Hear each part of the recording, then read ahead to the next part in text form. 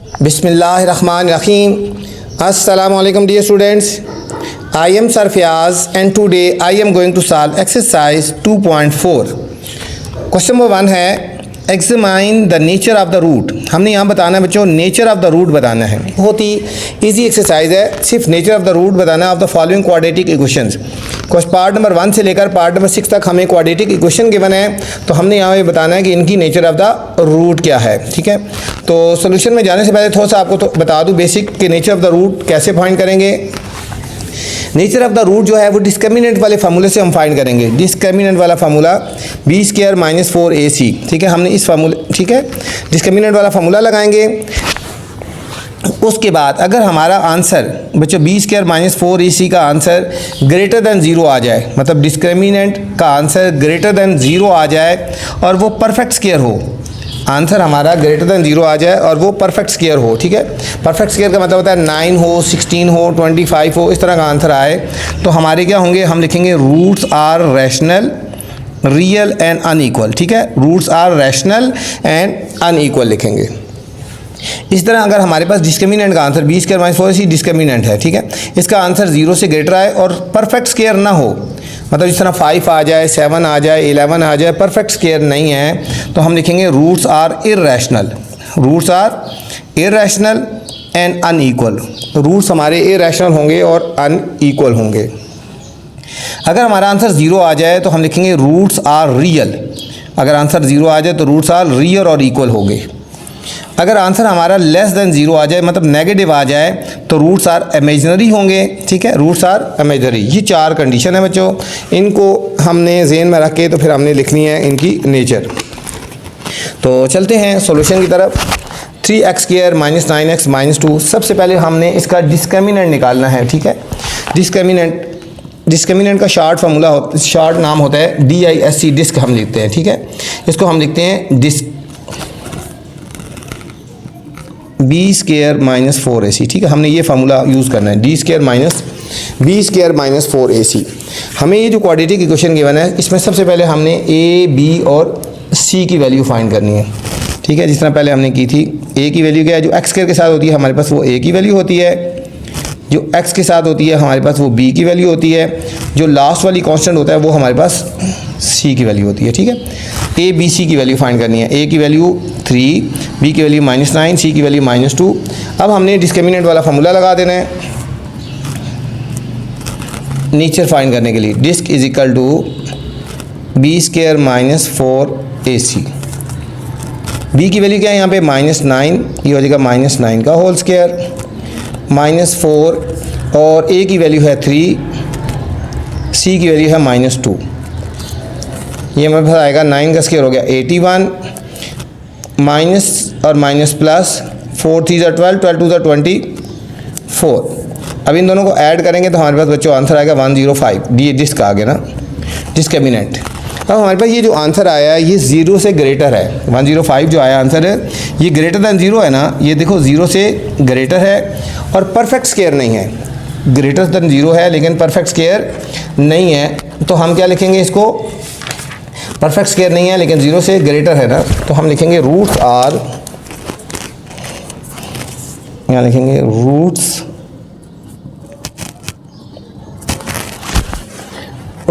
Are irrational and unequal. Roots are irrational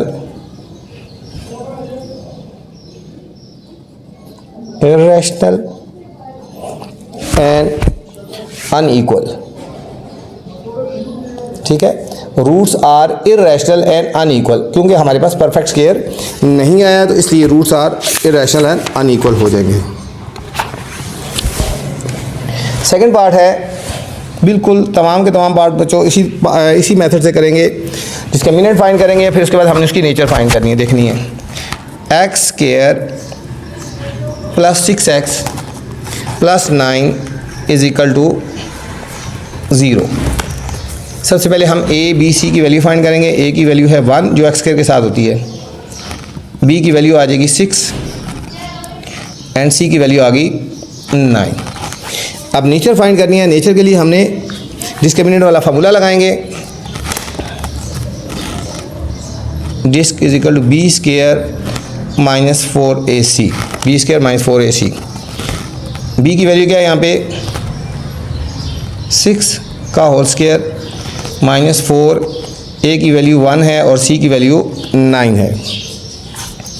ये हो जाएगा 36 माइनस 36, 36 माइनस 36, ये बच्चों 0 आ गया। ठीक है, अब हमने इसकी नेचर क्या होगी, यहाँ पे हम यहाँ लिख देते हैं नेचर। ठीक है, हमने नेचर हेडिंग देनी है नेचर। इसकी नेचर क्या होगी, अगर आंसर 0 आ जाए तो roots are real and equal होंगे। ठीक है, ये मैंने कंडीशन बताई थी ना आपको यहाँ पे। अब यहाँ पे आंसर 0 आ गया तो हम लिखेंगे roots are real and equal. ठीक है, roots are real and equal, बस ये बताना। ठीक है, ये 4 कंडीशन है, इनको आपने ध्यान से ज़हन में रख लेना है। फिर उसको देख के तो हमें हमने नेचर उसकी बता देनी है। थर्ड पार्ट है 2x square plus 4x plus 5 is equal to 0। यहाँ पे भी इसमें भी हमने नेचर फाइंड करनी है। सबसे पहले हम ए बी सी की वैल्यू फाइंड करते हैं। a is equal to X square के साथ जो वैल्यू है तो वो a है, जो x के साथ है वो b है, जो फाइनल आंसर है जो लास्ट में है वो c है।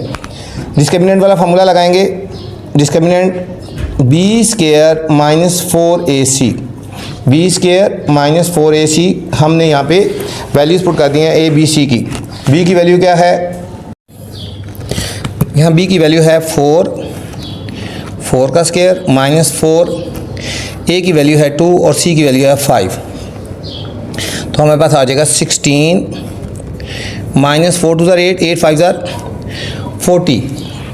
ठीक है, 16 माइनस 40, हम इन दोनों को सब्ट्रैक्ट करेंगे तो हमारे पास आंसर आ जाएगा नेगेटिव में माइनस 24 आ गया। यहाँ पे बच्चों नेगेटिव आ गया ना, जब आंसर नेगेटिव आ जाए तो हम क्या लिखते हैं, यहाँ ही लिख देते हैं नेचर।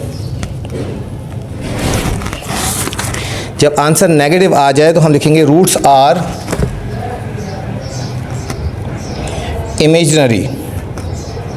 ठीक है, रूट्स हमारे यहाँ पे क्या हैं, इमेजिनरी है। जब आंसर नेगेटिव आ जाएगा तो रूट्स आर इमेजिनरी होगी।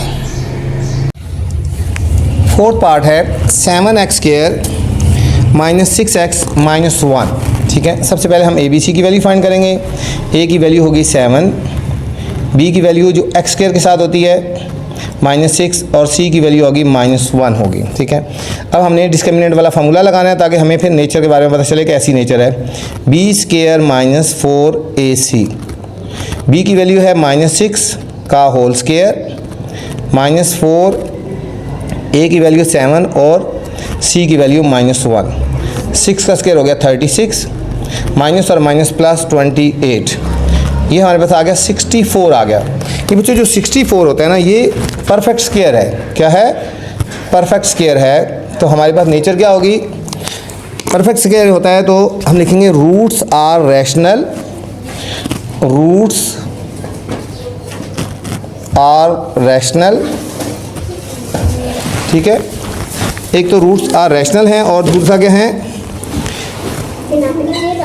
And unequal. Roots are rational and unequal हो गए बच्चों। ये था हमारे पास फोर्थ पार्ट था। फिफ्थ पार्ट है सेम इसी तरह, तमाम के तमाम पार्ट इसी तरह ही सॉल्व करने हैं। 5x square minus 2x plus 10 is equal to 0। Same यहाँ पे भी हमने नेचर फाइंड करनी है। ए बी सी की वैल्यू फाइंड करेंगे। ए की वैल्यू 5, बी की वैल्यू -2 एंड सी की वैल्यू 10 है बच्चों। डिस्क्रिमिनेंट वाला formula b square minus 4ac। b की वैल्यू क्या है यहाँ पे, -2 का होल स्क्वायर -4, a की वैल्यू 5 और c की वैल्यू कितनी है 10। 2 का स्क्वायर हो गया 4, -5 4 20 और 20 10 200। अब इन दोनों को सॉल्व करेंगे तो हमारे पास कितना आंसर आ जाएगा, -196 आ गया बच्चों।